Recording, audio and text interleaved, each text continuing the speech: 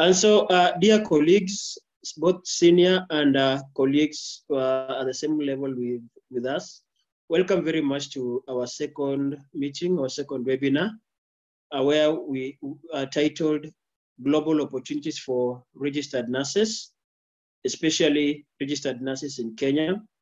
This webinar has been brainchild by a group of people who are also in the meeting, and we'll give them a chance to introduce themselves. The webinar is sponsored by Global Passcode Consultants, who are with us today to share with us. And so the aim of these webinars, dear colleagues, is just to empower nurses with information that will enable them to utilize the information they get so as to increase their capacity and also to increase their scope of, to expand their world of practice. Now that we are even aiming to shift many nurses to work abroad, especially in the UK and United States of America, including other countries that we'll be able to discuss over the period. Allow me to invite Nurse Margaret. Maggie Wairuma, if you're there, can you please welcome and greet us? Tell us about RNC Connect and why it's important to have these meetings that we are having. Then we'll begin with the first session. Maggie, if you are there. Hi, thank you, Donald. My name is Wairuma Maina, and today I'm not going to put my video because I'm joining from my phone and in a very remote area. So you come to the owner, so kindly you're going to bear with me for that.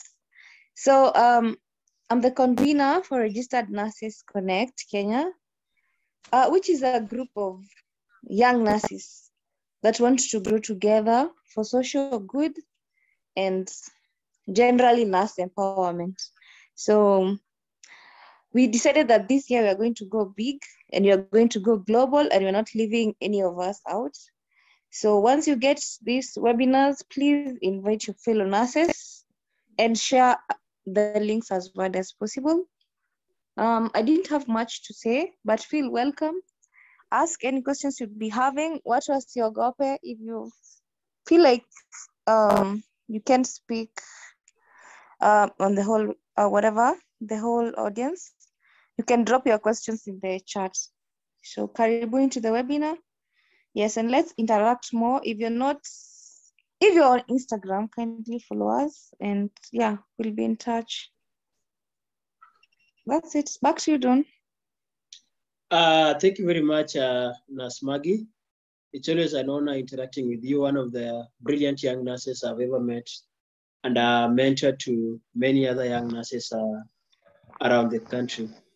So welcome very much once again. I hope, Mercy, your audio is now okay. We're having somebody with classical symptoms here. I don't know. Can you please mute?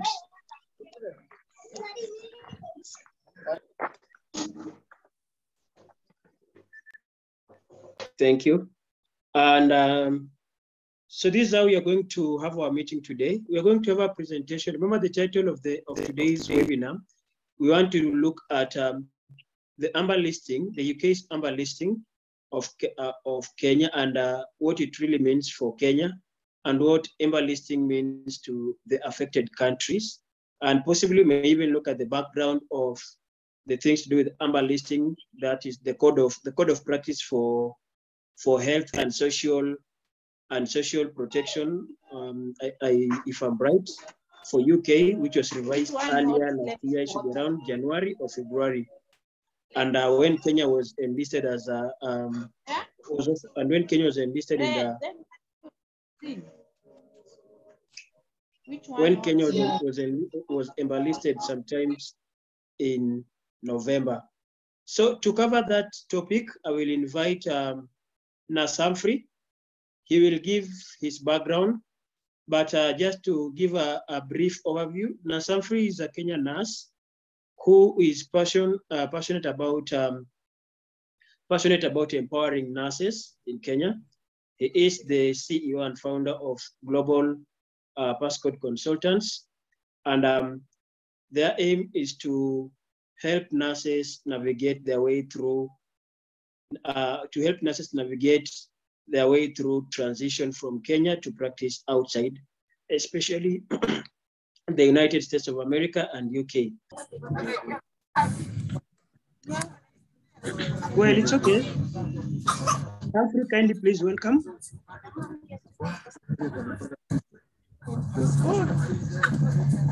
Thank you.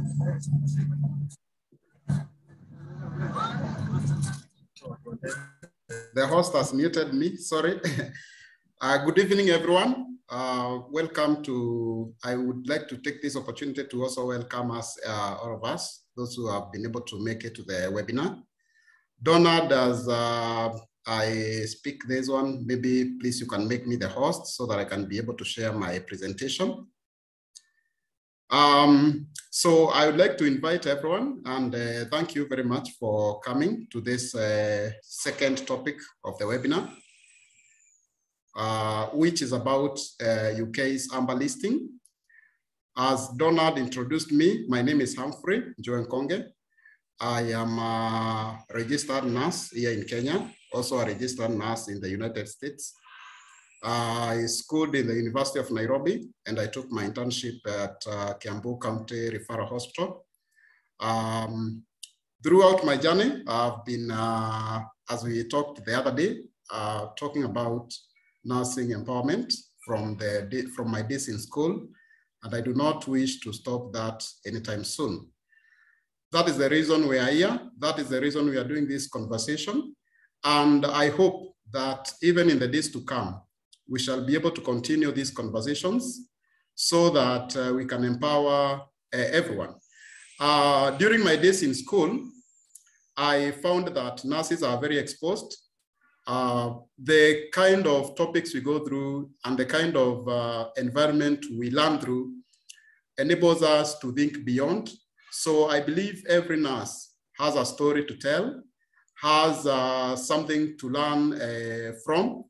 And whenever I get an opportunity to interact with a nurse, I ensure that I learn something from them, even if it is not nursing related. Because if you guys can remember the kind of anatomy we did, the physiology, biochemistry, whatnot, it had a lot to do with, it was a bit, those subjects were a bit difficult. And they enabled us to learn how to think and critically and even handle difficult situations. So at this juncture, I just want to confirm, someone to confirm whether I am audible enough so that I can go to my presentation. So someone can just confirm whether they can hear me well. Yes, you're audible. Yes, pardon? You are audible. Thank you very much. So without much ado, I would like to go to the presentation that we have today. And what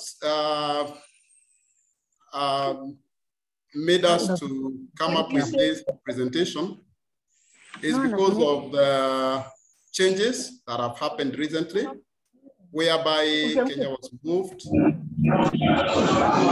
list. Sorry, let me just mute all those people. Mute all. So I've muted everyone. Please, if you're coming in, please make sure your mic is off so that others can hear what we are talking about. So I will go to my presentation, and I would like to do a slide presentation so that we can be together. So the topic for today is UK's amber listing and effects to the victim countries. Not necessarily victim countries, but the affected countries, because when a decision is made, it has advantages and disadvantages. So maybe I can withdraw the word victim. Maybe I can say the affected countries. In this case, the effect being either positive or negative, and affecting different people in a different manner. So I am the presenter. My name is Humphrey Nkonge, and I work with Passcode Global Consultants. It's an organization that deals with what is listed on this leaflet. Mainly we do Ayats training and those other services.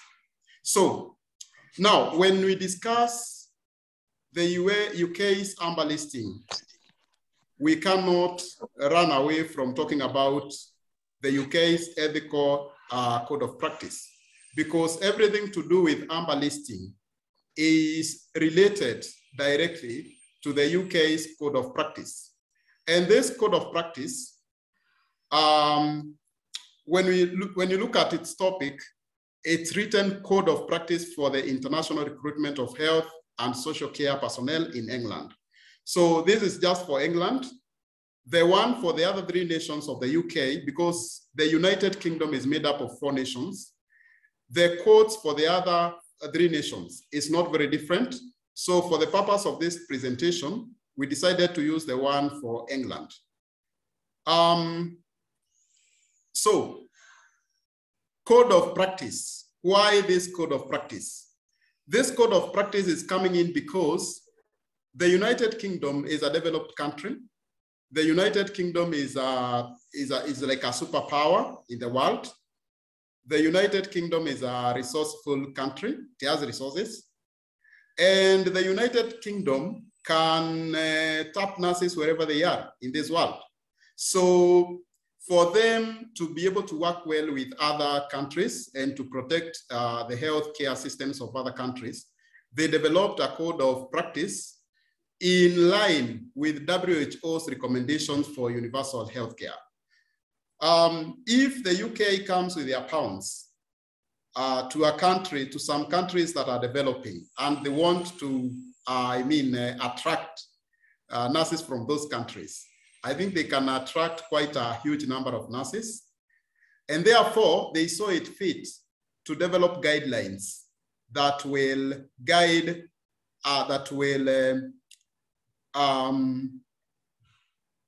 lead them, or which they will be using when recruiting from different countries. So much of what we are going to be talking about is documented, and it's available for anyone who wants that information. That's why you can see there I've written the source. It's from the Department of Health and Social Care in the UK. So let's proceed. Now, as we go on, let's look at a short history of the NHS. The National Health Service is the main employer for healthcare workers in the UK.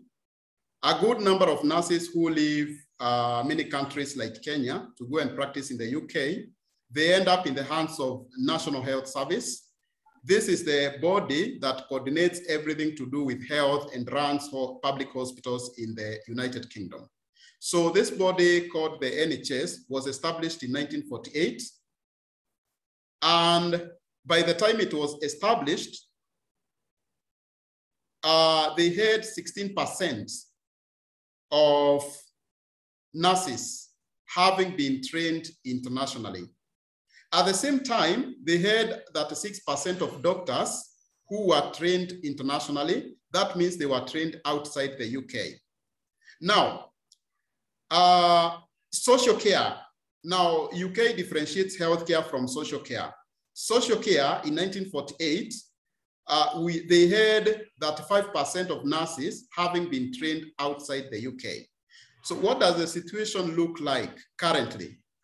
Today, of every 1,000 NHS staff in England particularly, you will find 854 British, 58 are Asian, 54 are from the European Union region, and 25 are African, 9 from somewhere else, not mentioned. So why is this important? This is important because as we talk about opportunities for nurses globally widening, opportunities for nurses in the entire world, the demand for nursing and for nurses rising. We know very well that we are in Africa, where we come from. Kenya being part of Africa, a country in Africa. And you can see from these statistics, Africa, with a population of more than 1 billion people, if you take 1,000 NHS staff today, you will find only 25 Africans. So that is of our concern to us.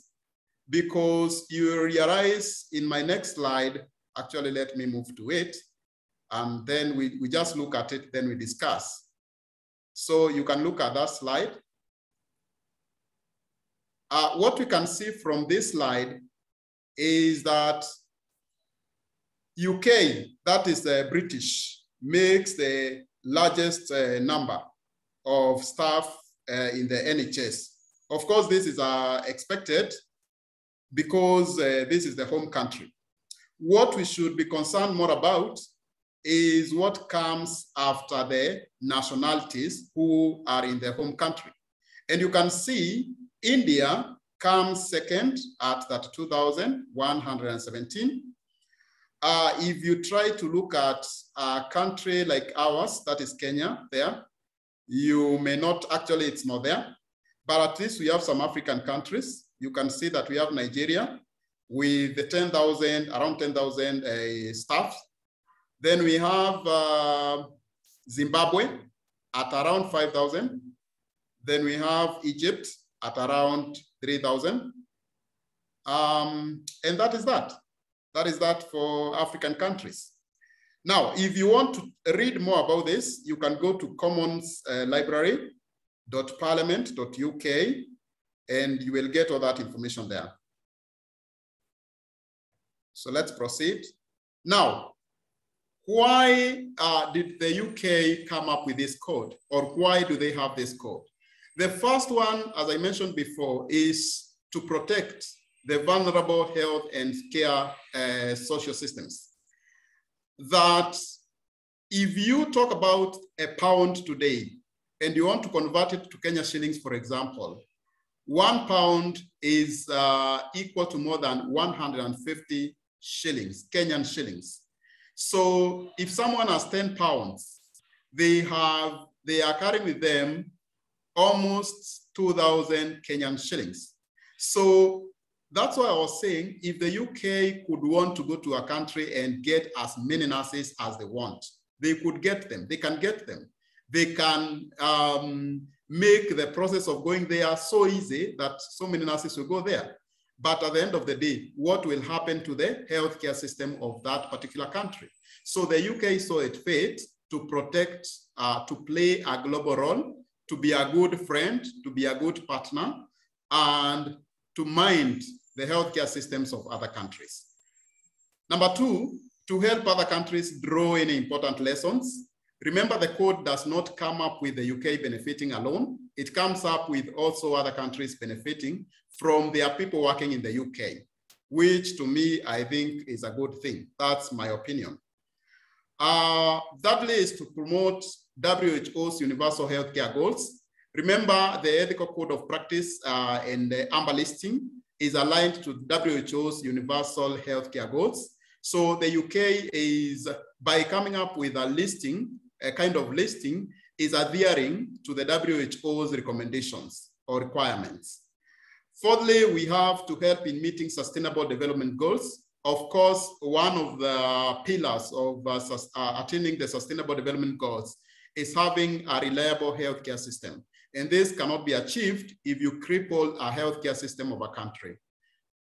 Fifth, we have implementing the WHO's global code of practice. Of course, this code of practice originally comes from the WHO, but then developed countries or any other country, they have to develop theirs according to their ethics and all that. Another item is to give assurance of high induction and protection of NHS employees. When they come with a listing and they enter into a government-to-government agreement, they like assure the government of a country where they are getting staff that their people will be protected when they go to work in the UK. In a situation where there is no concern from the involved government, you might find that a government from where staffs are coming from might find it difficult to follow up what happens to their people when they go to work there.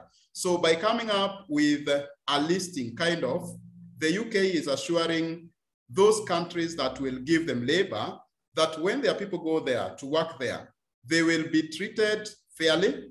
They will be given salaries as per their level of education, not being discriminated depending on where they come from. And lastly, is to ensure that recruitment is based on mutual benefits. The UK aims to have those countries that provide labor to them benefit in one way or another, as we are going to see as we proceed with the presentation. So now, this list, the WHO Health Workforce Support and Safeguard List 2020, the listing, that is amber listing, red listing, or green listing, applies with exceptions. Now, when you look at that list, as we are going to see later, it has mainly the red and the green. Now, red means that you cannot recruit people from a country that is labeled or listed red. Green means that agencies can come in and recruit people as much as they want from the country that is on the green list. However, there is an exception. An exception comes in when we have a government-to-government agreement. And when a country does a government-to-government agreement, then they usually move from the red list or green list to the amber list. And that is what we are talking about today. So that's why you can see I've listed there that each of the UK's 4 nations holds this code, the one we are talking about, but they can make a little modifications to suit their structures. Now, who should adhere to this code? This code of practice, ethical practice, has governments. The government, for example, in our case, the government of Kenya has to adhere. The government of the UK has to adhere, because when you are in amber lists, there is a government-to-government agreement in place. And that is the agreement that will guide migration of healthcare workers from one country, from one of the partner countries to the other. So governments must adhere to the code. Number 2, we have the NHS. Why is NHS listed? Because it's the main employer, and it's actually the body through which the government of the UK will acquire labor from any country in which they have an agreement with. All UK health and social care employers, they have to adhere with this code. If they have to recruit internationally, they have to ask themselves, if we want to recruit from Kenya, for example, is Kenya in the amber list? Is Kenya in the red list? Is Kenya in the green list? So if they find that Kenya is in the green list, they'll just come in, start contacting nurses, potential candidates, and they start recruiting them. However, if they find that the country Kenya or their target country is in the amber list, then they have to follow the procedures that are laid in place. And that include government-to-government agreements and the implementation strategies that have been put in place. Thirdly, we have all recruiting agencies. Recruiting agencies, when the UK enters into an agreement with any country, all recruiting agencies, whether they are from the UK or the partner country, they don't have an option but to adhere to the guidelines set out by the government-to-government agreement. And government-to-government agreements can be different depending on the country and how the country wants to run their affairs. The other thing is any contracting agency. When we talk about contracting agency, we are talking about maybe an agency that has been given a contract by another agency, maybe from the UK, to conduct some of their businesses locally. So even for them, they have to adhere with the government-to-government agreement, and they have no option. So what do you need to know? You need to know the meaning of the code. What does it mean? There is a term they use, active recruitment. So when you are in the red list, there will be no active recruitment from your country. When you are in the amber list, there will be no active recruitment from your country, except through a government-to-government agreement. So there is no active recruitment from the countries in the list. And that list actually is the red list, except with the government-to-government agreement, of which now the country moves from the red list to the amber list. An example of that country is Kenya. Okay. Sorry. Now, no active recruitment. What does it mean? It means that employers, for example, the NHS, care homes, they are agents. The agents that recruit for them, contractors, people who have been contracted by employers to recruit for them, subcontractors cannot, and that one is in capital letters. So what can't they do? Number one, they cannot target people either virtually or physically to tell them about jobs in the UK. They cannot do that. They cannot hold meetings to tell people about jobs in the UK. They cannot hold online meetings to tell people about jobs in the UK. They cannot market UK employment opportunities through any form or any kind of communication. Sorry for pausing. Sometimes I'm just admitting people because I've been made the host for a while.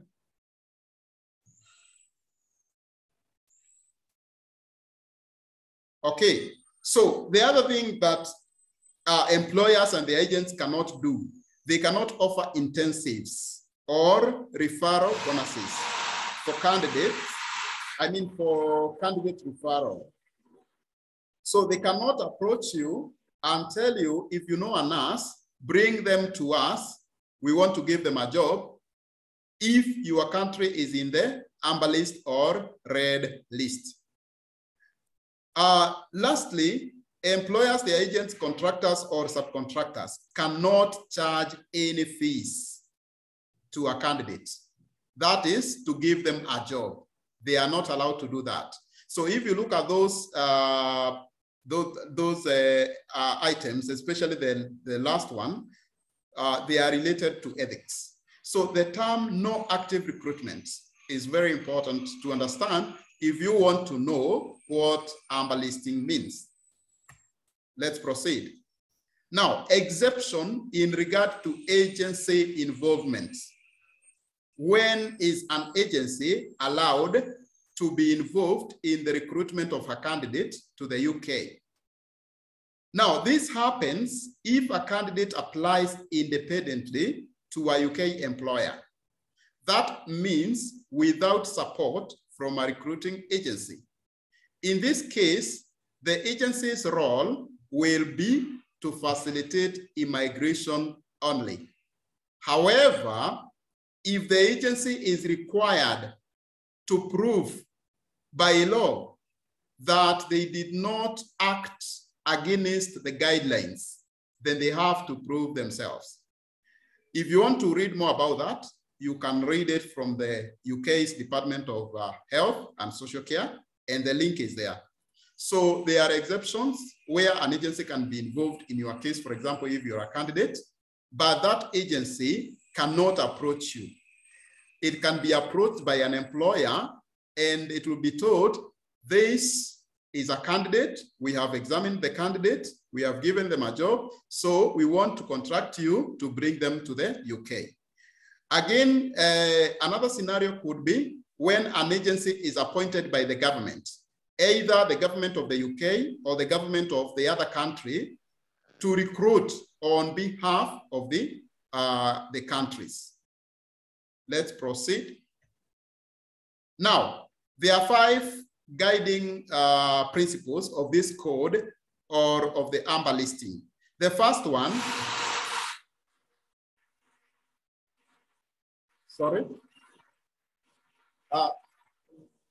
the first one, international migration of health and social care personnel can make a contribution to the development and strengthening of health and social care systems to both countries of origin and destination countries if recruitment is managed properly. So the main aim of doing this, according to the UK, is to have both countries benefit from the migration. And that is why when the government of Kenya was announcing their partnership with the government of the UK to have nurses migrate to the UK, they talked about their nurses benefiting in terms of capacity building, in terms of brain gain, in terms of education. So that is important. And that is one of the principles that led to coming up with the amber listing. Secondly, in recognition that opportunities exist for individuals, organizations, and health and care systems to train and educate and enhance their clinical practice. So it is not only the government of the UK benefits by getting labor. It's not only the government of Kenya that will benefit from the dollars or the pounds that come from foreign countries. Now, the code is also meant to have individuals benefit. How can individuals benefit? That if a nurse goes to the UK, the opportunities for education, the opportunities for advancement in clinical practice are available to them just like for any other nurse. That is, even if that nurse is from the UK, a British national will have equal opportunities to the foreign trained nurse who goes to the UK through a government-to-government agreement. The third principle is about there being no active recruitment from countries on the list unless through government-to-government agreement. And this is also to mean that there is monitoring of the same to ensure strict compliance and to ensure changes if there will be need.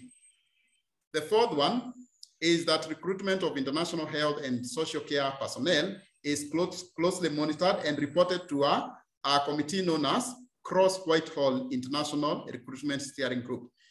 What does this mean? If a country is in the red list, but the nurses of that country are utilizing the opportunity for direct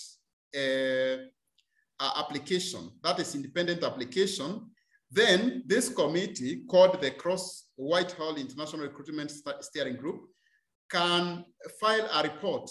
Maybe there's a body of all these NHS, employers, universities, the government, and raise an alarm that in a particular country is in the red list, but of late there has been a huge migration of nurses or healthcare workers from this country, so we need to do something. So they can do that. However, this will depend with the numbers that they are going to, when they look at the numbers, the people that are migrating from a particular country.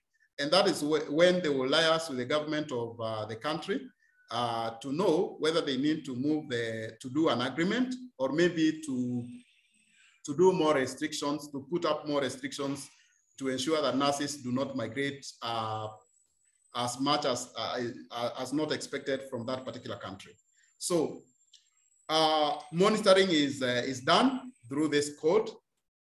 For example, we had a country in Africa, I will not mention its name, which was in the red list, but so many of their nurses migrated to the UK, and the concerned stakeholders had to raise some alarm and talk to the government to know whether they have enough nurses in their local arrangement, to know whether they need to do any agreement with the government to take more nurses there or maybe to stop them. Fifth, international health and social care personnel will have the same legal rights and responsibilities as domestically trained staff in all terms of employment and conditions of work. They will also have the same access to further education and training and continuous professional development. This, I think, is for the benefit of the nurse. And that's why the other principle, I think principle number 3, talked about not only the government benefiting, not only the hospitals benefiting, also the individual benefiting. Your legal rights are assured as a nurse who is going to work in the UK. And you cannot be given more responsibilities just because you are from a country outside the UK. Employment opportunities and education opportunities will be availed to you just like any other nurse who is working in the UK or maybe with the NHS or with any other organization. So that is important for us to know, especially in regard to amber listing. Now, what you can see there, I'm sorry for the slide being a bit congested. Those are additional principles which I found when I was doing my research and which I thought they are important also to be mentioned.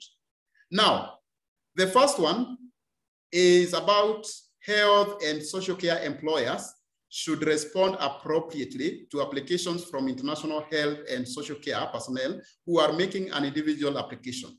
The fact that a country is on the red list, for example, does not mean that employers in the UK cannot receive and respond to an application that has been made by a nurse independently. What you should know is that the application should not be, you should not be assisted to do an application by an agency, a friend, a family member, or any other person. They require, according to the code, that you apply independently. So the organizations, healthcare employers in the UK are obligated to respond to your application if you make it. And that is when, if you succeed, that is when they can appoint an agency to assist you with the immigration. Secondly, all newly appointed international health and social care personnel will be offered appropriate support and induction. As part of this, employers and contracting bodies should undertake pre-employment and placement preparation activity to ensure a respectful working environment for all. This again is an advantage to the nurse because it's all about protecting the rights of a nurse who is migrating as a worker, that you cannot be ignored or segregated upon just because you are coming from maybe a small country or a developing country or a country that is not famous or a country that is not known. That code is there to protect you. Thirdly, international health and social care personnel will not be charged fees for recruitment services in relation to gaining employment in the UK. That no one should come to you and tell you, pay us 50,000 Kenyan shillings so that we can link you to jobs in the UK. So the code is there to protect you from such kind of arrangements whereby you are told to pay maybe 100,000 Kenyan shillings or something like that so that you can get a job. So the code recognizes that no nurse should be charged if they want to get a job in the UK. Yeah, so I think that is clear that recruitment fees should not be charged. What I wanted to mention is that in the latest briefing by the Ministry of Labor in Kenya, they actually confirmed that nurses from Kenya who want to go and practice in the UK will be reimbursed some of the costs they will have used in the process, and they will be reimbursed by the government of the UK. So that is also something good because the process, of course, is costly, and it means that you will invest your money. And if you are being reimbursed, then that's a good thing. Lastly, all international health and social care personnel will have the appropriate level of English language to enable them to undertake their role effectively and to meet registration requirements of the appropriate regulatory body. Now, this is also important. I know some people, when they hear this, they may not be very happy, but unfortunately, what touches on the government of the UK to be responsible, and also the government of Kenya to be responsible, and also for agencies and employers to be responsible, also touches on you. You have to be responsible on your side. Here they are talking about the English language requirements. Of course, they are talking about IELTS, or I mean Occupational English Test, or ET, for those who would like to do it.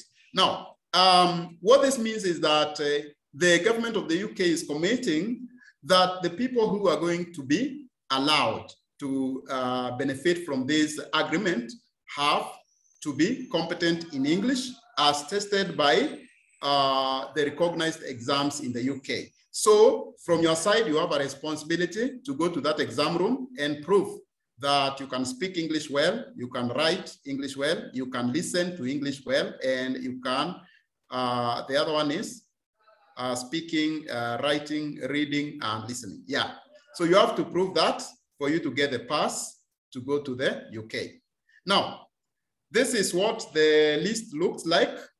Now we have the red, amber, and green. Red, meaning that no recruitment at all can take place in that particular country. There is no government agreement where we have red. There is nothing, there is no agency that can recruit in those countries.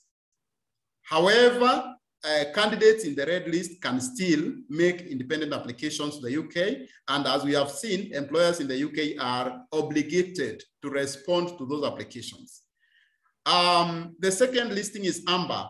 Amber list, I didn't know the color of amber very well, but I got something that is called amber. So you can see that small poster I've put there is for the amber color looks like that. Maybe I hear ladies are very good in color, so maybe they will be confirming to us. Now, what does it mean for a country to be in amber list? It means that there is managed recruitment through government-to-government agreement. So the only difference between amber and red is that recruitment takes place, but it takes place through a government-to-government agreement. So this is not uncoordinated or recruitment that is not monitored by the government. It is a recruitment that is directly monitored by the government. Of course, when a country is in green list, that means active recruitment is allowed. The government will still know that people are migrating. In fact, you cannot hide anything from the government if you're migrating to another country, especially a strict country like the UK or the US. So the government will still know anyway that so-and-so has migrated, because even before Kenya was put in amber list, people who are required to go and obtain a police clearance certificate, people are required to go and get their licenses and educational documents verified. So the government would still know that people are relocating. So, but in the green list, we have agencies coming in, doing seminars, doing whatever physical meetings to recruit people. This is not allowed with the amber list. With the amber list, only the agencies that have been appointed by the government will be allowed to do the recruitment. So how does a country change from amber list, green list, red list, or what are the factors that contribute to this?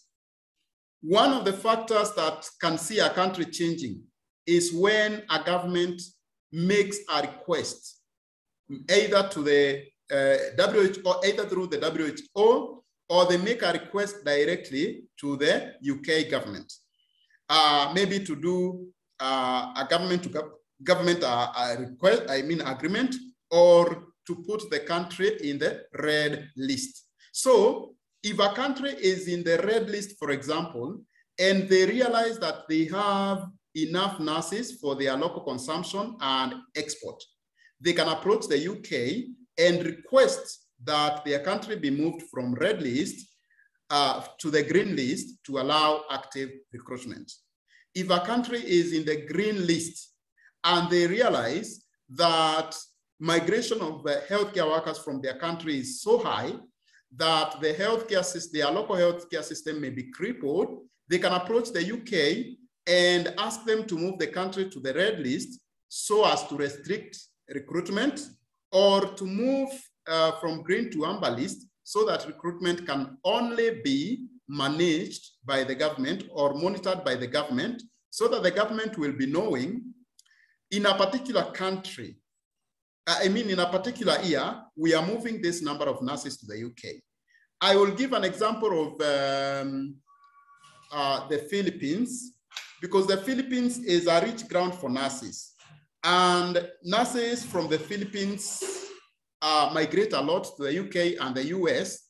Actually, the government of the Philippines has some limit of how many nurses can move per year. So if you are in the Philippines and you want to move from that country and go to practice in the UK or the US, you might be in the waiting list. If you wanted to move in 2022 and the limit for 2022 has been reached, you might have to wait for 2023 or even 2024.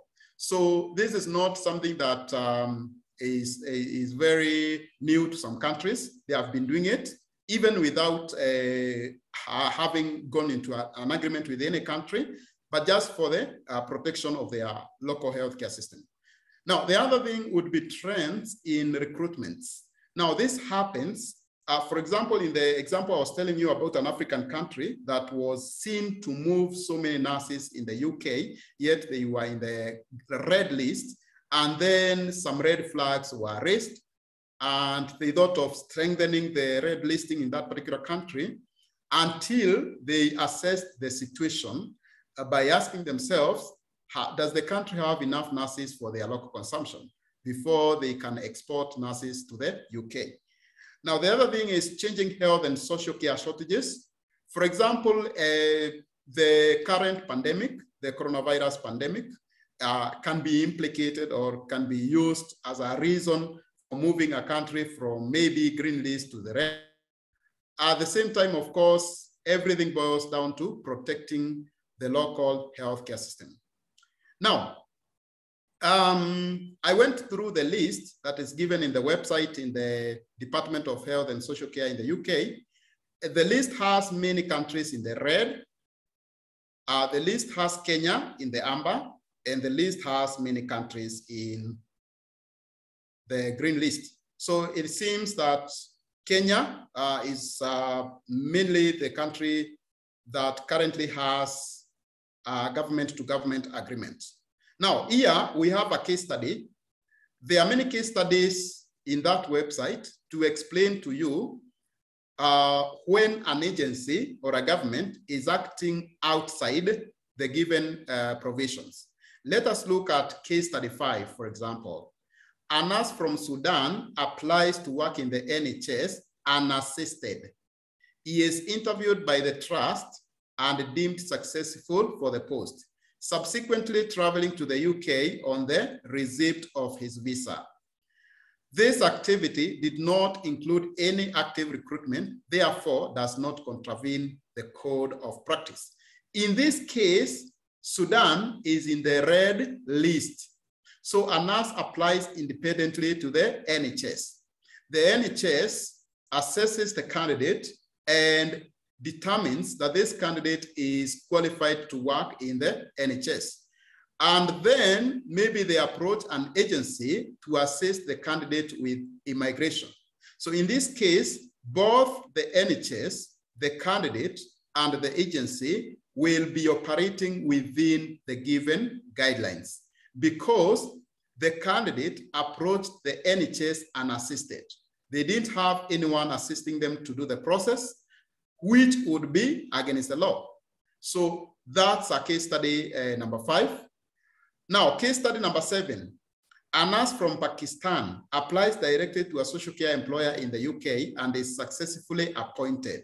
The social care employer requires the support of a recruitment agency to facilitate the nurse through the remaining part of the process, of the recruitment process.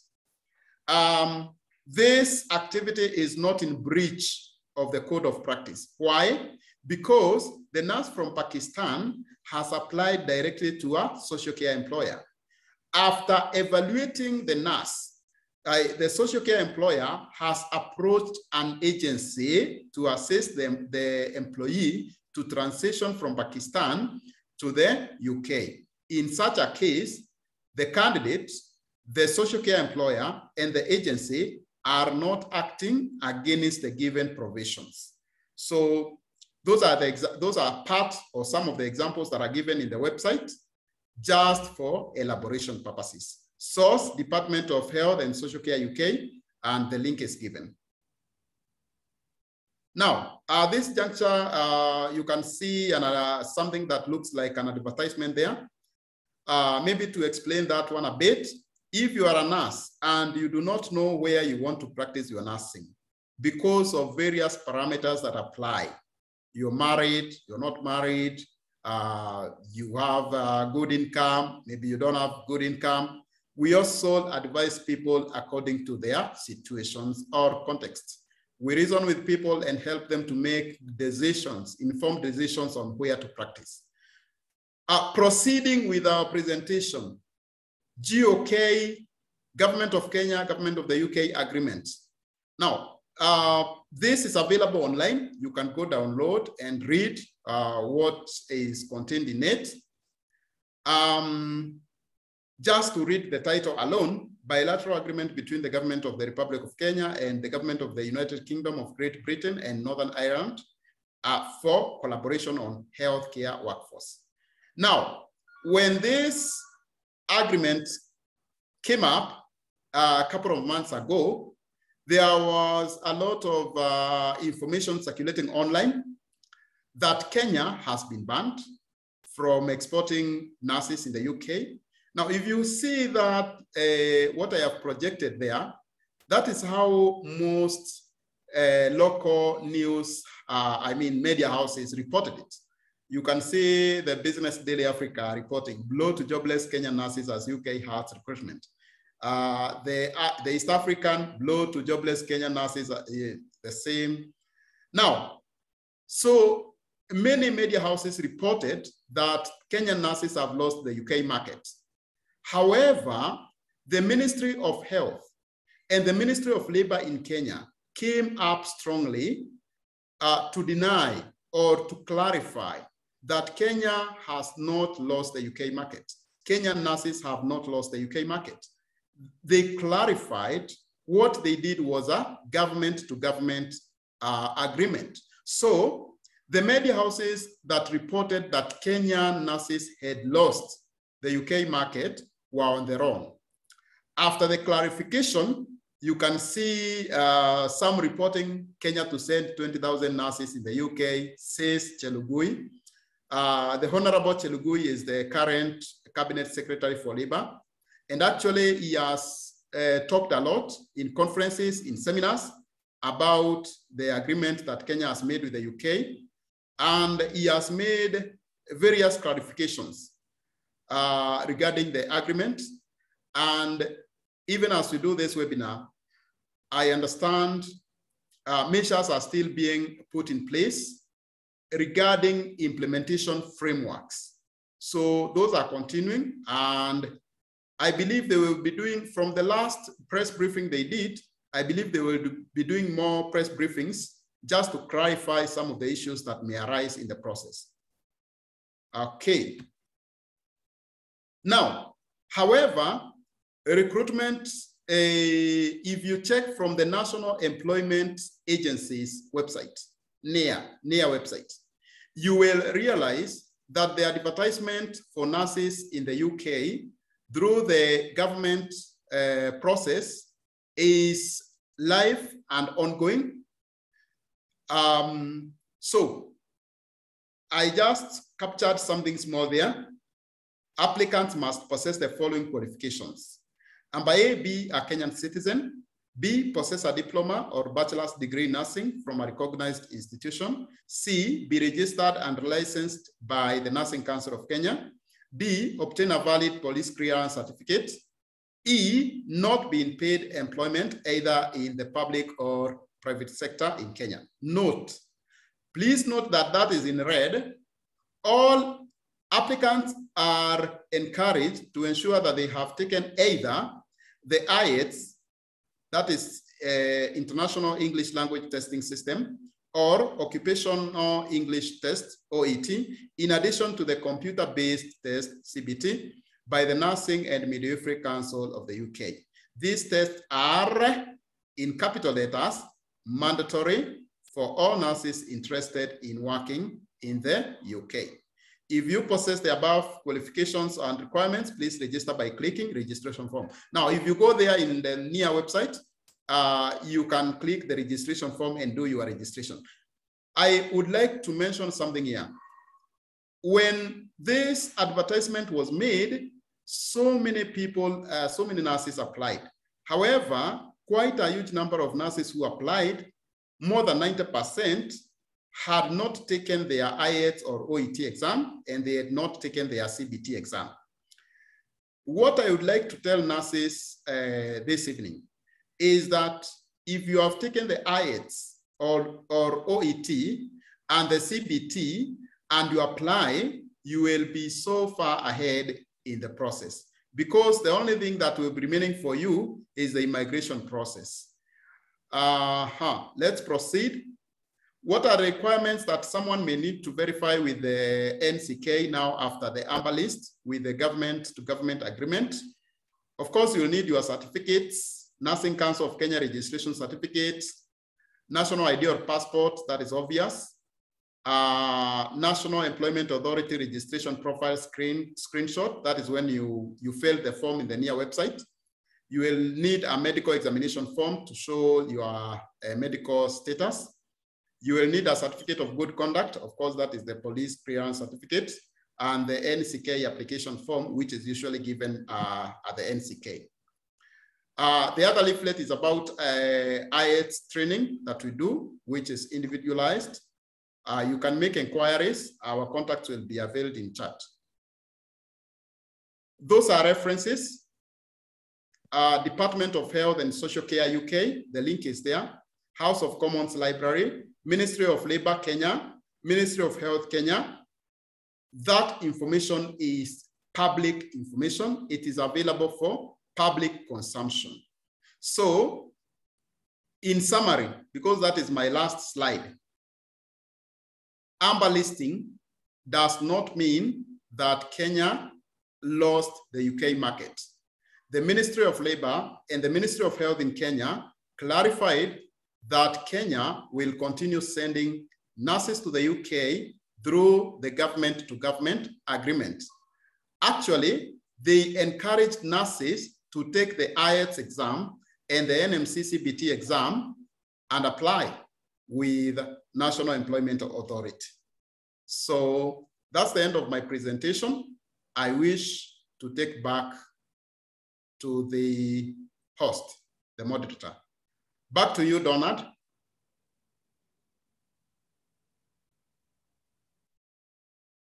Oh, wow, wow.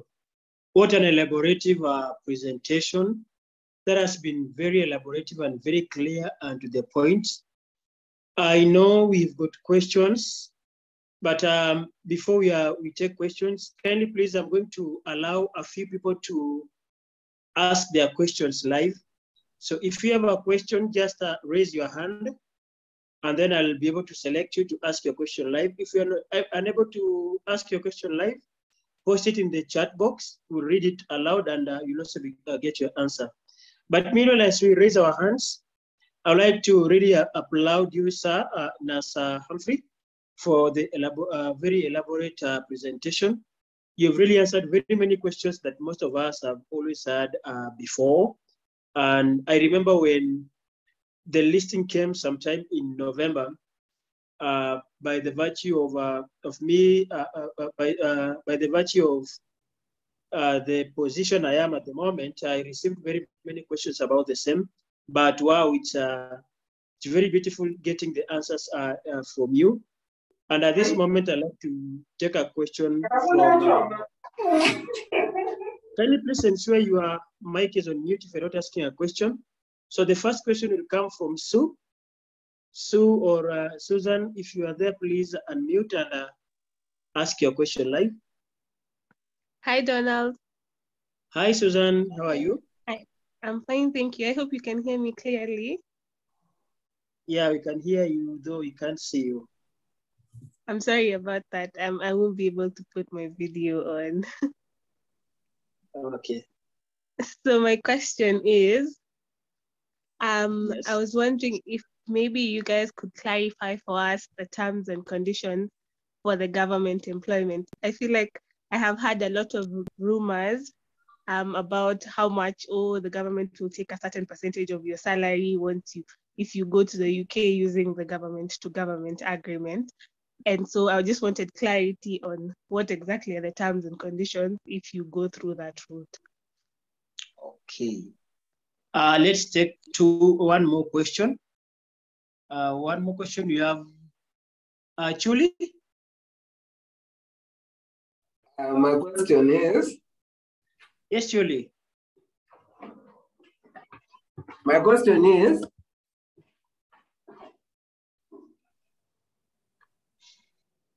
Yes, please go ahead.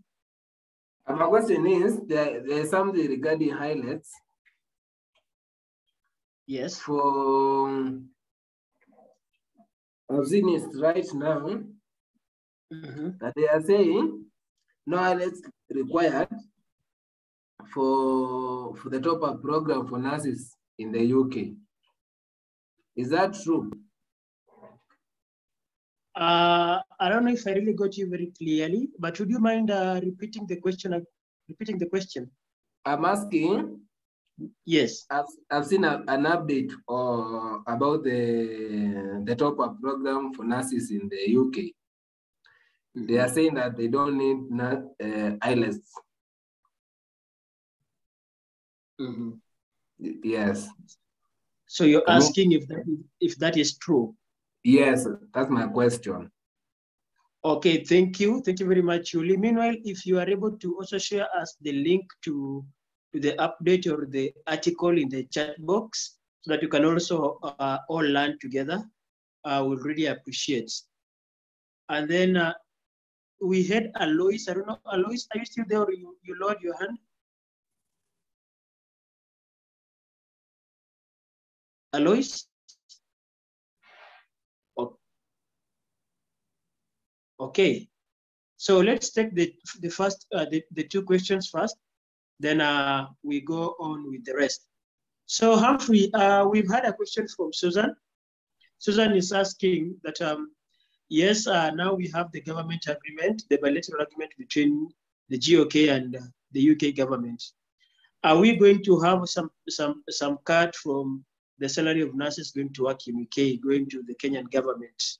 So we'd like to have that clarification. And probably doing a comparative analysis with other countries which have established, which have this kind of arrangement like Philippines. What happens for them? And then now the second question is from Chuli. Chuli is asking that he has read an update somewhere, hopefully he's also sharing with us, which says that nurses going to UK for scholar top-up program will not need the IELTS exams. So Humphrey? Thank you, Donald. First of all, before I answer the questions, I would like to pass the apology of our panelists who have not been able to make it. That is Gertrude and Eric. I would like our members, the panelists or the people who have attended to know that they had some unavoidable issues, and they actually wanted to be with us a lot. And they said that they sent us to pass our regards. So it's good to recognize that. I believe that next time we are going to have them.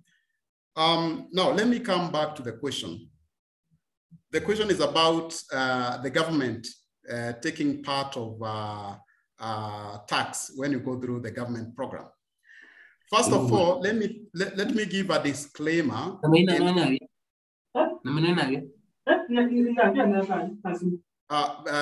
Donald, if you can mute, okay, if you mute everyone, you're going to mute me, sorry. Now, let me give a disclaimer and say that I am not a government employee and I am not a government agent. However, from the previous, the latest press briefing by the Ministry of Labor and all the other agencies, actually nurses were invited. And in that meeting, we had more than 500 nurses attending online. I believe quite a number of nurses who were in this meeting also attended that meeting. The minister clarified and said, yeah, I saw some in the meeting. Yeah. Yes, the minister clarified, said that they are not going to take part of people's money. However, I don't think I'm the best placed to give the position of the government. So maybe for now, we can go with what the minister said. The other decision remains with an individual to make, going with the information that is available as of now. However, in summary, the minister said that's not the case, that's a rumor. Now, about the second question, someone has asked about Ayats being exempted, people being exempted from taking Ayats if they do the top-up program. Currently, I'm not very conversant with the top-up program where people are exempted from doing Ayats if they want to practice nursing in the UK. If any exemption would happen for the practice of nursing in the UK, that would be good news, not only for nursing, but also for employers. And I believe employers will be the first ones to post that in their website or even their social media pages. So should we get information about this, we are going to be talking about it in the future. So maybe the person who was talking about it can share the link in the chat so that we can also do more research about it. Because in our organization, by the way, at Passcode Global Consultants, we believe in giving verified information. Thank you.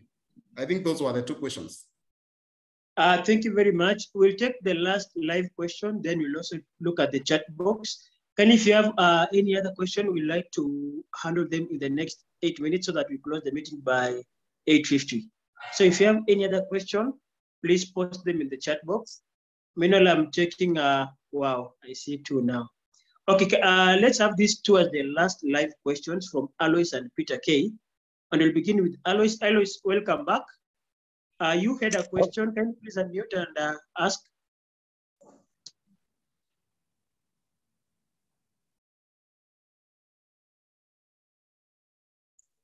Okay, I'm not sure thank if you can. Thank you. Okay, you can hear me now? Yes, yes, we can hear you, although we can't see you clearly. Somehow your camera is pointing towards the roof.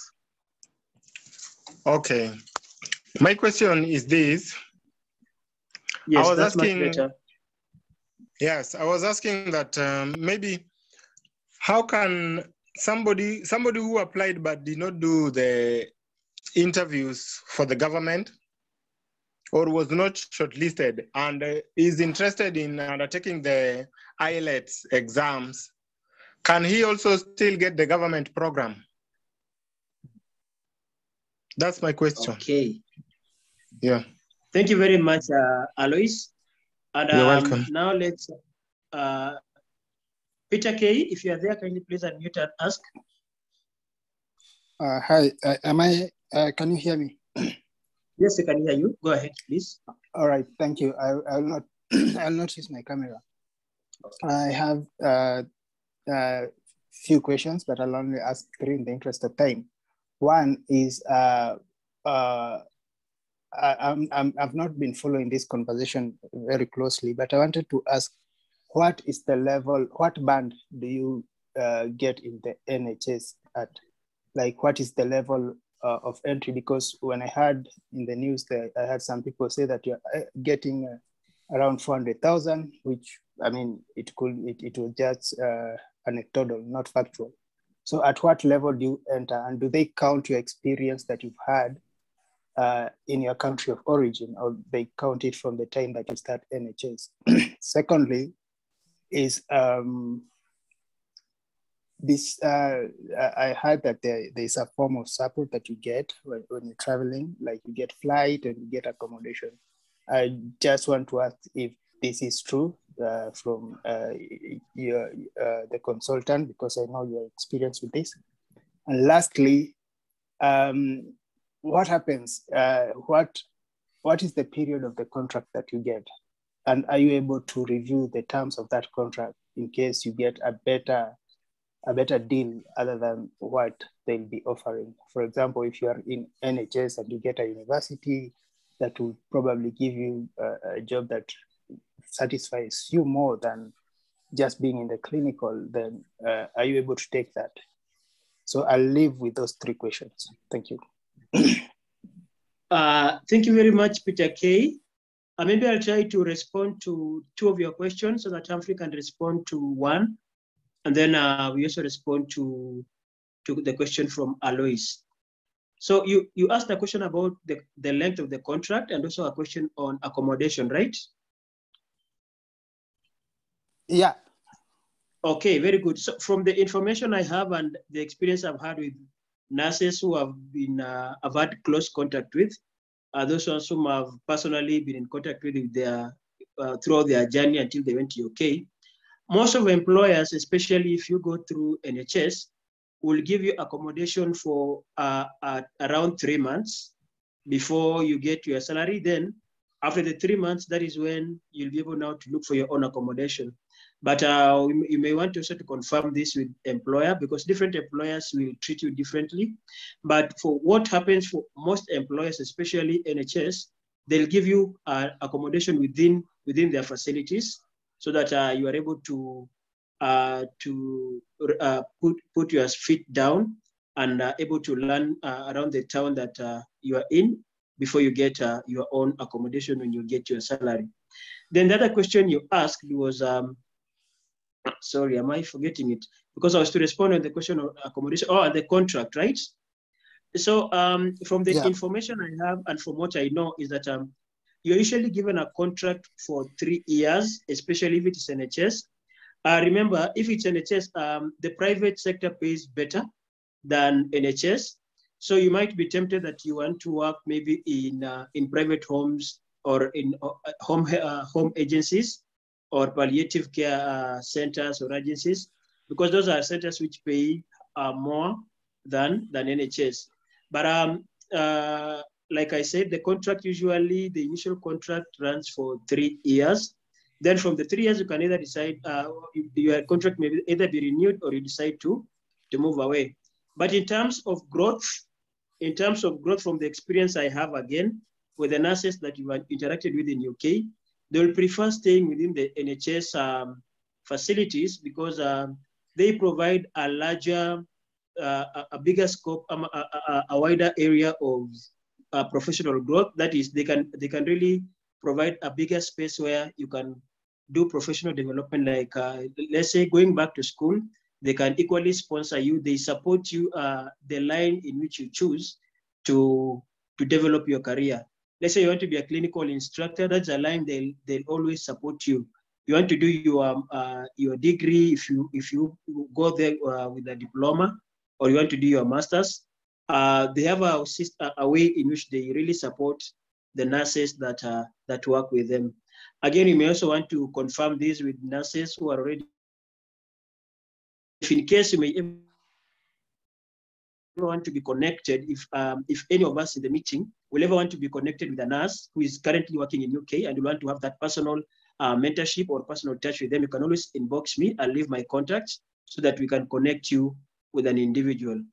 Meanwhile, allow me to invite Humphrey to respond to Peter K's to one of your questions and also Alois' question. Okay, thank you, Donald, and thank you for answering those questions very well. I agree with the information that you have given, and actually I can confirm it. Also for allowing nurses to contact you if they need mentorship. Remember, mentorship is very, very important. Yes. And I usually actually emphasize on that. Now, coming back to the questions, I think since you have answered 2 questions for Peter K, let me answer the last question for Peter K, then we go to Alois' question. Now, he asked about NHS band. And now, nurses need to know that for you to earn full registration with the NHS, you have to do 2 qualifying exams. One of the exams is a theory exam called NMC-CBT, which you do while you are in your country. In the case of a Kenyan, you do it while you are in Kenya. Then you migrate to the UK. When you migrate to the UK, you continue with the NMC process of registration, whereby you do a practical exam called OSCE. Now, the moment you pass OSCE, that's now when you become a fully registered nurse in the UK, and you get a PIN for your registration, to confirm your registration. From then, you enter NHS under band 5. So I would task people to go and research about band 5, I mean NHS bands. Nurses entering the NHS as fresh registered nurses, they enter at band 5. Of course, promotions come later, but it's good to know from where you start. When you talk about the salary, the government, through the government-to-government agreement, I remember the Minister for Labor talking about around 316,000 in the beginning. Of course, other remunerations and the promotions will come later, depending on, of course, your personal efforts and the terms of work that have been laid out. Let me go to Ayats, I mean Alois' question. It was about him having applied with the government and having not been shortlisted, and is asking, can he consider the government process again? I want to say, yes, you can consider the government process again, because first of all, you need to ask yourself, what led to your not being shortlisted? So maybe it's because of an issue like a license. Maybe, I don't know, because you did not say. Maybe it's because of something very small. So if even before you reapply again with the government, if you are interested in going to the UK, the first thing you need to know is to take your Ayats exam, pass your Ayats exam, take your NMC CBT, pass your NMC CBT. Your pre-registration with the NMC is already done. So if you're applying with the government, you already have those qualifications. Perhaps they failed to shortlist you, maybe because you are working somewhere, maybe in a government hospital or something like that, because they check very many things. They even engage the Nursing Council of Kenya to confirm whether someone is registered. Those who had their licenses expired were not shortlisted. So there were so many reasons why the government disqualified some people. And if you are disqualified once, it doesn't mean the next time you cannot qualify. You look at, for example, people who apply with the armed forces. There are people who apply even 10 times and they get accepted the 10th time. With the UK process, I don't think you need to apply many times for you to be shortlisted. You just need to check what led to my disqualification. And the moment you rectify that, you will be shortlisted, of course. However, the main thing about practicing in the UK is meeting the registration requirements, which are listed in the NMC website. Take Ayats, take NMC CBT, prepare all those other documents like the passport, etc., etc., and you will be good to go. Thank you.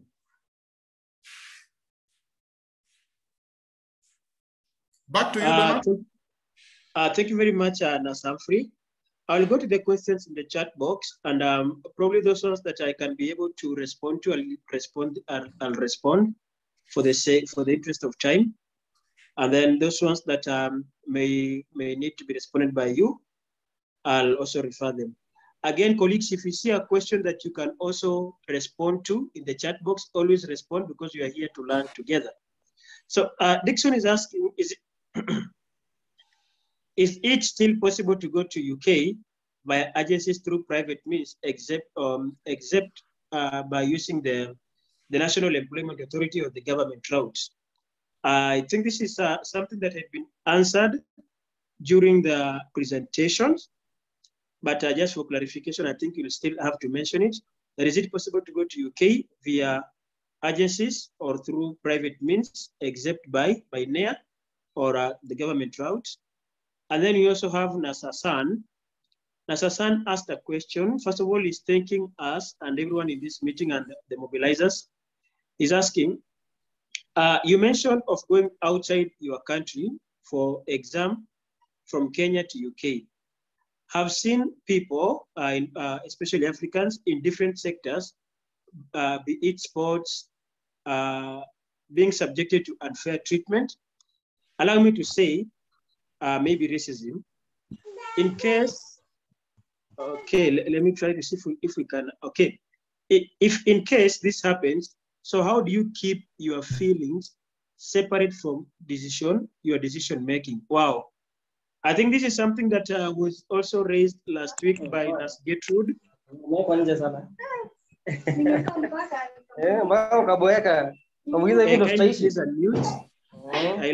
The stories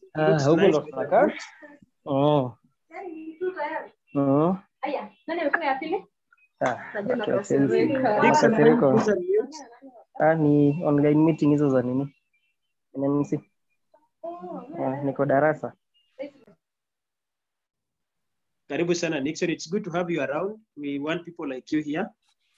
Okay, so I think what Hassan is asking in a nutshell is, in case of you face racism outside your country, you're working in UK, how do you handle it, and how do you separate that instance, your emotions from clouding your decisions?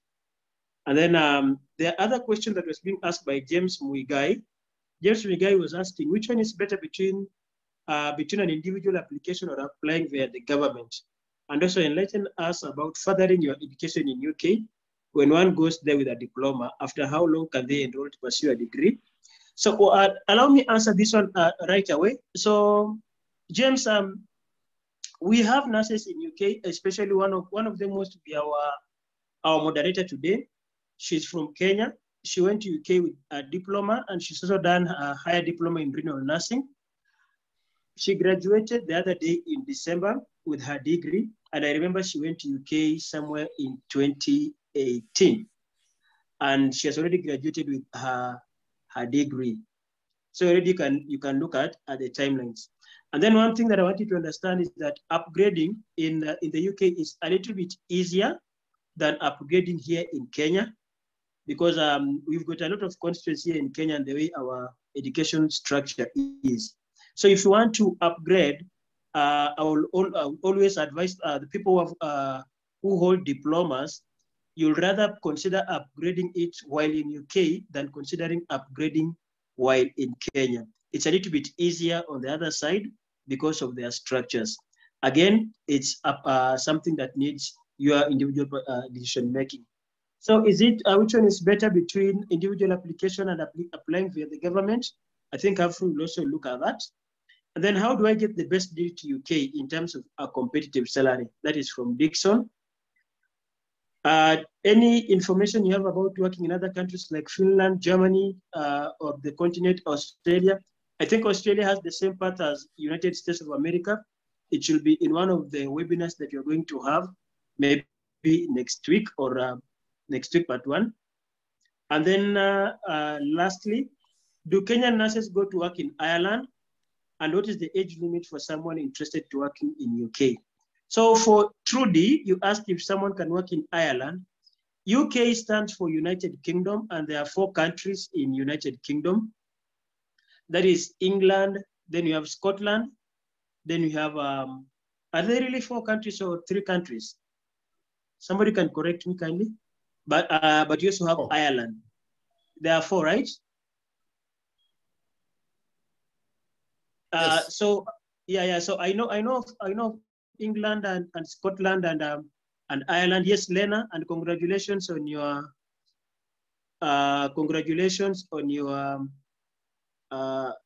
job. I wish you all the best when you travel to UK. So kindly please, Nasamfri, will you mind responding to the rest before we close? Yes, I don't mind responding to them. I think I got the question about going to the UK through other agencies apart from the government and the independent applications. I think in my presentation, I was very clear on the options someone who is living in the amber list has. For example, let me give you, let me say something about agencies that are contracted by UK employers. These agencies are listed in the government of the UK's website. And that listing is not just free. There are conditions they have to meet. And for them to remain on that website, there are requirements they have to maintain. So if they act against the law, they will be removed from that website and they will be blacklisted. So how many agencies will be willing to risk to operate against the law so that they can take you to the UK? Again, remember, these agencies, international agencies, that is, because even if you will have a local agency, sometimes they will have to work with a UK agency. So these agencies have the entire world to recruit from. Remember, not only Kenya. Actually, this is something that I need to emphasize. That there are some people who believe that the shortage in the UK will still be there. Remember, they are recruiting from the entire world. Some of the countries are green countries. These agencies have the leeway to go into those countries and recruit from them. So if, for example, you put yourself in the shoes of these agencies, will you go to recruit from a restricted country where you are risking your registration, or you will go to a green country? So someone may be willing to go to the UK through an agency, but do you think the agency will be willing to risk and have 1, 2, 3, do the 1, 2, 3 for you. They are not even allowed to ask you for money. Will they be working for free? And again, employers will not give them money to recruit in a country where they are not required, they are not allowed to recruit unless through a government-to-government agreement. So in short, when the government comes into something, government is big. The government is a big thing. Kwa Kiswahili, mkono wa serikali ni mrefu. So it is important that we recall what we have learned about the Amber List, either through government-to-government agreement or independent application. Donald, I think the other questions, you answered them fairly, unless there is any that you would like me to handle, please.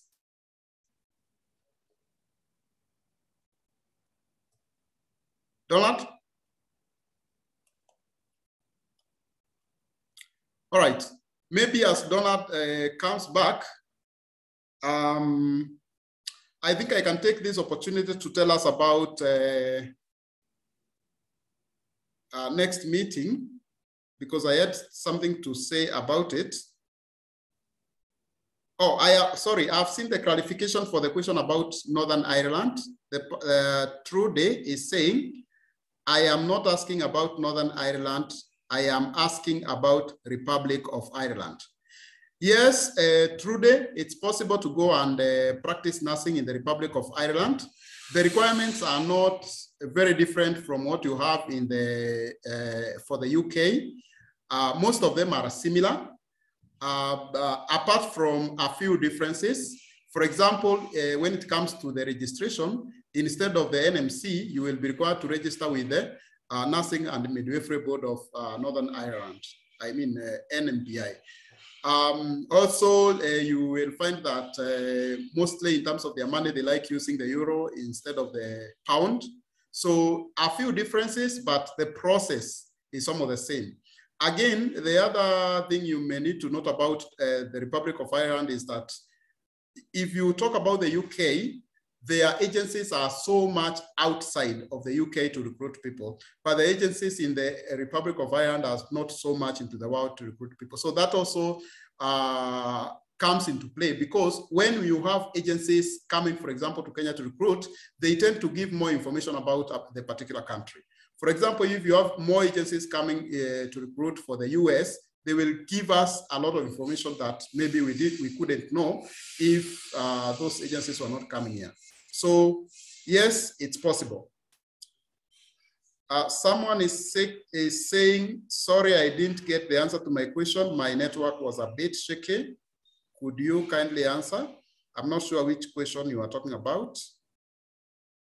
But now, what is the age limit for someone interested in working in the UK? UK is a very generous country. I don't believe that you have reached any kind of age limit that can prevent you from working in the UK. Even if you are 50, even if you are, in fact, I remember like 2 years ago, I was in a meeting about careers with someone who was retiring from a hospital in Kenya, and she was taking Ayats to go and practice in the UK. I was very encouraged. So even if you are retiring, you are at retiring age, the Kenyan retiring age, you can still take Ayats and go practice in the UK. Do Kenyan nurses work in Ireland?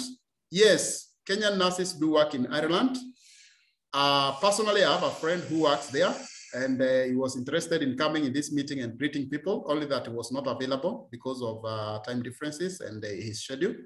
I believe in the future, we will have him come here and talk about Republic of Ireland. Donald, please, if you can hear me when you are ready, I'm waiting for you to come and take over. Next, any information you have about working in other countries, e.g. Finland, Germany, or a continent like Australia?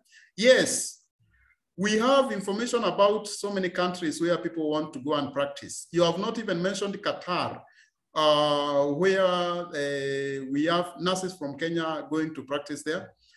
So yes, we do have, and in our organization, Passcode Global Consultants, we have that as a service that we offer to people. If you want to know about nursing in Australia, nursing in the USA, nursing in Germany, nursing in any other country, you can give us work to do that for you. We can give you the information you need. Maybe you come to our office for consultation, or we can also do a Zoom with you and you ask your questions. So we do that because we believe making a decision to migrate to go outside the country is not an easy decision. You need a lot of information and you need to ask a lot of questions. And we exist to bridge that gap. How do I get the best deal to UK in terms of competitive salary? Now, the best way to get a competitive salary in the UK, apart from what you hear you will start with, is to go there. Go there and fight from within. As Donald was talking about a friend who went with a diploma, did a BSN, specialized in renal, had, of course, they are under a promotion, had a salary increasing. I also have some friends who have done specialization courses in the UK, and some of them do not take much time, just some months, and you complete your specialization and you increase your salary. So the best way to get a competitive salary is to first of all reach there. When you reach there, you are at a better position to analyze your preferences, your strengths, and also the market, which area would favor you according to your preferences, and which one would take maybe less time if you don't have much time to study, or even less money, or even less commitment. So when you reach there, that's the best time you can maximize what you want. Because even when we talk about someone earning something like 500,000 Kenya shillings in the UK as a nurse, they will have to take 2 jobs. You may not be able to take 2 jobs when you are not there first. So get there, and you will be able to organize yourself when you are there. You can study those, the different parameters, and know which one is best for you. If, for example, it's a matter of specializing. Next question. Which is better between individual application and applying via government? I can't say applying individually is better or applying via the government is better. What I can say is that each of these avenues has advantages and disadvantages.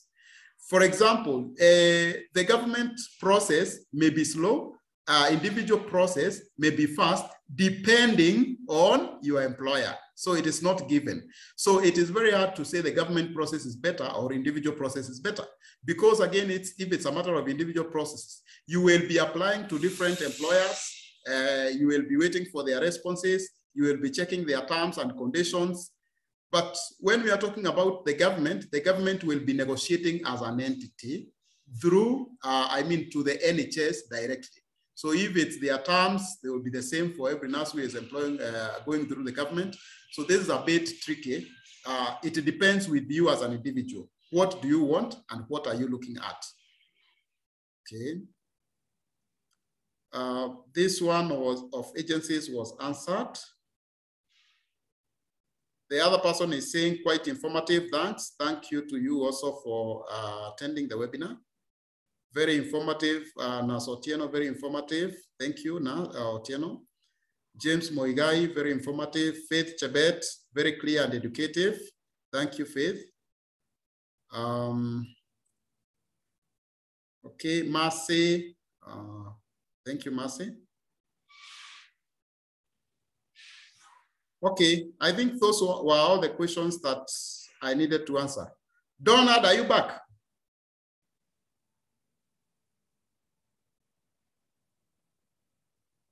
Wairema, are you there? Can you take over?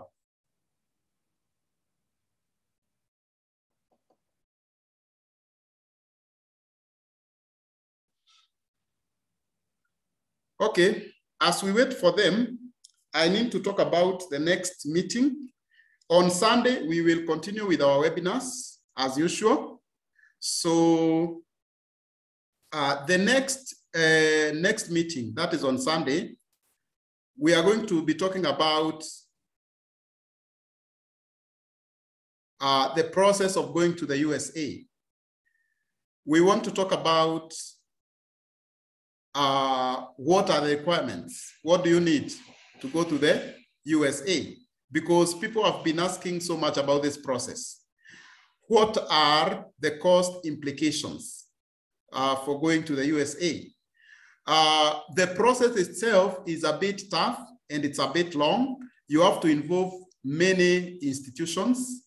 Most of them are in America, in the USA that is. So we want to break down this process step by step.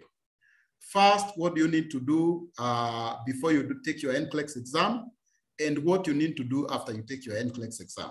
So we hope that you will attend. And also, at the same time, we will have, we may have some nurses from the UK, maybe those that we had invited today and were not able to attend. So if we have them, even though we will be talking about the USA, we will give them a chance to answer your questions. So even if you are not interested in the USA, attend the webinar, because we might have someone talking about the UK and answering the questions for those who are interested in the UK.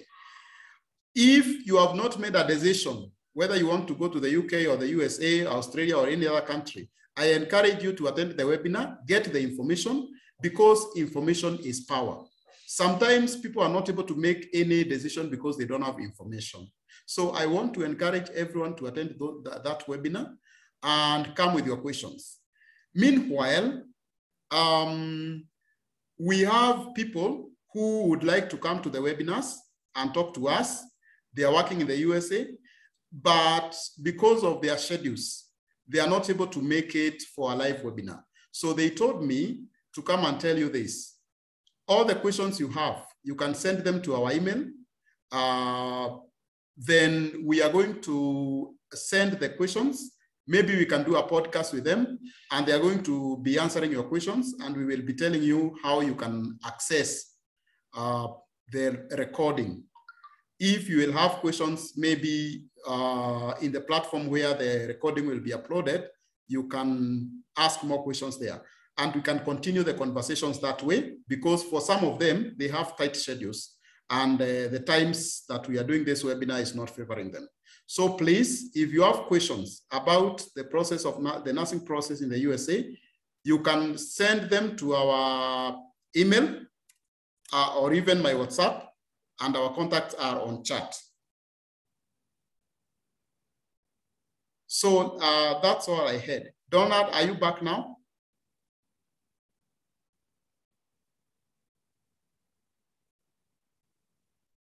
So it seems as if we lost Donald.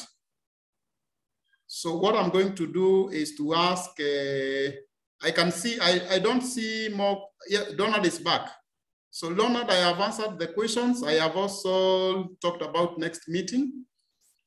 I think I will hand over back to you. But I forgot something small which I need to add. On 6th February, that is 2 weeks from now, we have some of our nurses from the UK who have confirmed their attendance, unless anything happens in between. So we want you to come with more questions.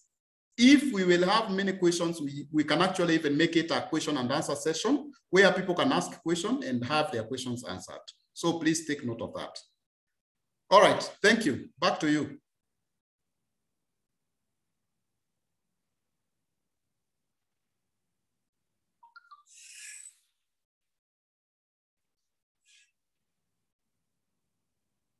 So since Donald is, seems like he's experiencing some challenges, I can see he's raising his hand, but I'm not able to get him. Unless there is anyone with a burning issue.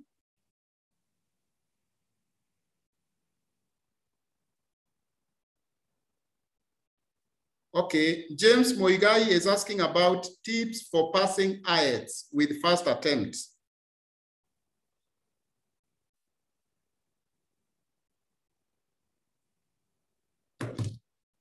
Yeah, if you check that, you see that we had indicated that we will do a webinar about tips for passing Ayats. And in this webinar, we actually are considering inviting people who have done Ayats and passed in first attempt to come here and talk to us. That will be very important. But for those who are talking about tips for passing Ayats in first attempt, I will talk about one main thing that I have seen in my training. The major thing about passing Ayats is taking the exam seriously. And just, for example, for those who have done NCLEX RN, you know it's not a very easy exam. It's a very serious exam. So one of the things that I've seen is that some people do not take Ayats seriously.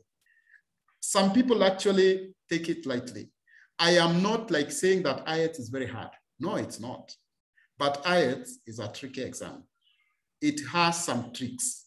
If you take the exam seriously, and then you check, you revise with seriousness that it deserves, you are going to pass that exam. Secondly, you need to analyze yourself, because there is no person who knows you better than yourself. There are people who will study Ayats by themselves, risk, they will not even do a mock and pass and get the required band. The others who are very smart, they risk, do it by themselves, they fail, maybe in reading, they get a 6. In others, they pass. Maybe because of lack of some guidance. So what I can say, take the exam seriously. Ujitume kabisa. Look for the right materials. Know the Ayats syllabus. You need to know the Ayats syllabus. Know what is examined. In listening, what are the sections? If you are able, get a trainer, because a trainer will guide you systematically and structurally. They know what is examined. And if you are revising about reading or, for example, listening, the materials they are giving you will be materials that they know are going to help you and such and such. So being serious with the exam during the time of revision is very important. If you have a trainer, listen to what the trainer is telling you, because when the trainer assesses you, they are able to know what are your weaknesses, what are your strengths. So we will be talking about it later in the next meetings. And all the other questions, please send them to our email. Our moderator got some challenge. I've tried to unmute him so that he can come back, but I've not succeeded.